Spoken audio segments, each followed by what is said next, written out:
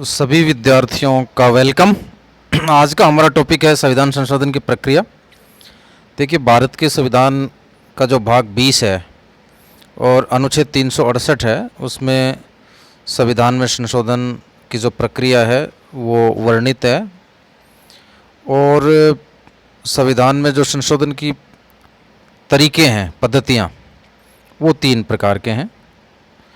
पहला तो है साधारण बहुमत से, दूसरा जो है विशेष बहुमत द्वारा, और तीसरा विशेष बहुमत तथा राज्यों का अनुसमर्थन। और वैसे भी विद्यार्थियों, आपको पता ही होगा कि संविधान में संशोधन की आवश्यकता इसलिए पड़ती है कि बदलती हुई परिस्थितियों के अनुरूप कुछ चीज़ें पुरानी पड़ जाती हैं, कुछ नवीन चीज़ों को जोड़ना पड़ता है। इसीलिए जो है संविधान में परिवर्तन भी करने पड़ते हैं, और प्रत्येक देश के संविधान में गतिशीलता होती है। अब हम संविधान संशोधन की प्रक्रिया को समझते हैं। जो पहला तरीका है वो साधारण बहुमत द्वारा जो परिवर्तन होते हैं वो है। संविधान में कुछ अंश ऐसे हैं जिनको संसद केवल साधारण बहुमत से बदल सकती है। ऐसे उपबंध हम निम्न प्रकार से बता सकते हैं, जैसे कि अनुच्छेद 2, 3 और 4 जो संसद को कानून द्वारा ये अधिकार दिलाते हैं कि वह नए राज्यों को प्रविष्ट कर सके, उनकी सीमाओं में बदलाव कर सके और नए राज्य का निर्माण कर सके।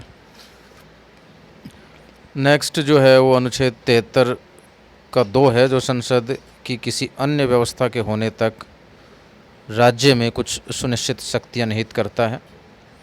नेक्स्ट अनुच्छेद 103 है, मतलब 100 और ब्रैकेट 3 है, जिसमें संसद की नई व्यवस्था होने तक संसदीय गणपूर्ति का प्रावधान है। नेक्स्ट जो है अनुच्छेद 75, 97, 125, 148, 165 तथा 221(2) है, जो द्वितीय अनुसूची में परिवर्तन की अनुमति प्रदान करते हैं।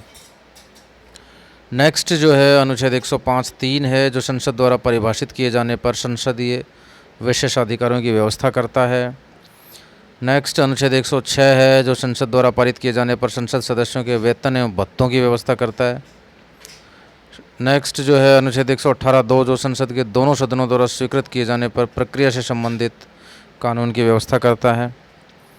नेक्स्ट जो है 120(3) है, जो संसद द्वारा किसी नई व्यवस्था के न किए जाने पर 15 साल के उपरांत अंग्रेजी को संसदीय भाषा के रूप में छोड़ने की व्यवस्था करता है।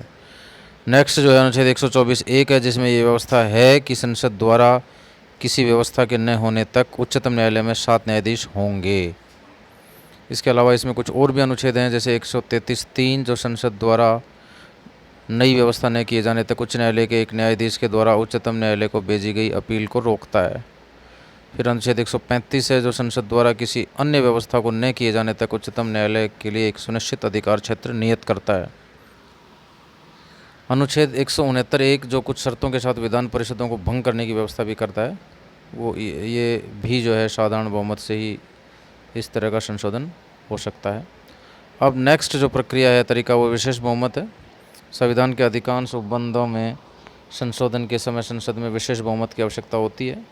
विशेष या विशिष्ट बहुमत से तात्पर्य है कि सदन की कुल जो सदस्य संख्या है उसका साधारण बहुमत तथा उपस्थित और मतदान करने वालों का 2/3 बहुमत।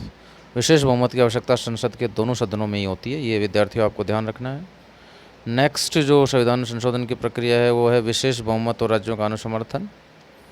संविधान के कुछ उपबंध ऐसे भी हैं जिनमें संशोधन करने के लिए संसद के दोनों सदनों के विशेष बहुमत के साथ साथ कम से कम आधे राज्यों के विधानमंडल की स्वीकृति भी जरूरी होती है।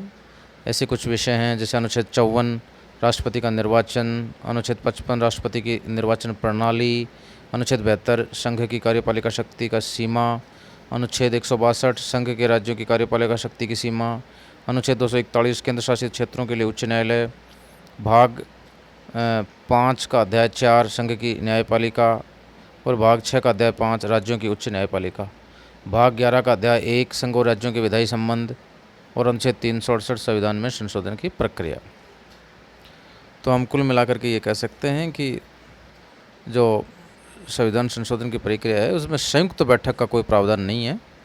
अनुच्छेद 368 के अधीन रहते हुए संविधान संशोधन विधेयक उसी प्रक्रिया के पारित किए जाते हैं, किंतु यदि संविधान संशोधन विधेयक पर दोनों सदनों में विरोध है तो गतिरोध दूर करने हेतु संयुक्त बैठक बुलाने का कोई प्रोविजन नहीं है, ये हमको ध्यान रखना है।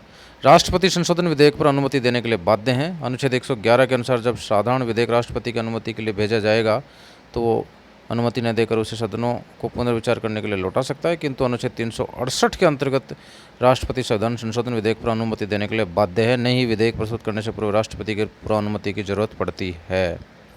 केशवानंद भारती बनाम केरल राज्य के ऐतिहासिक मामलों में उच्चतम न्यायालय ने स्पष्ट कर दिया है कि संविधान के अनुच्छेद 368 में संशोधन को जो संशोधन की शक्ति प्राप्त है वह असीमित नहीं है।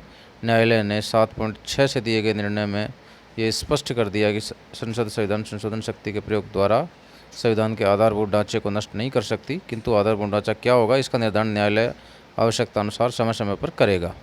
न्यायालय ने आधारभूत ढांचे के सिद्धांत को अनेक विनिश्चयों इंदिरा गांधी बनाम राजनारायण, मिनर्वा मिल्स बनाम भारत संघ और वामन राव बनाम भारत संघ में लागू किया है। धन्यवाद।